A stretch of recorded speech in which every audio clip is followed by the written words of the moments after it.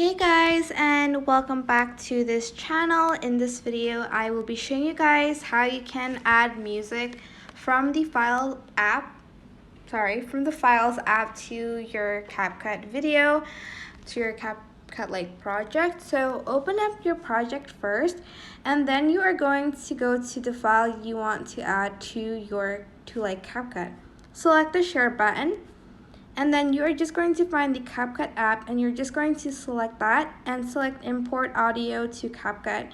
And as you can see, the audio will be added from the Files app to your CapCut project, and that is pretty much it. Super simple, but I hope this tutorial was helpful for you guys. Don't forget to like, comment, share, and also subscribe to this channel if you haven't done that.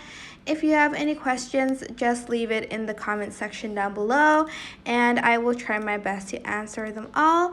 Thank you so much for watching. Bye!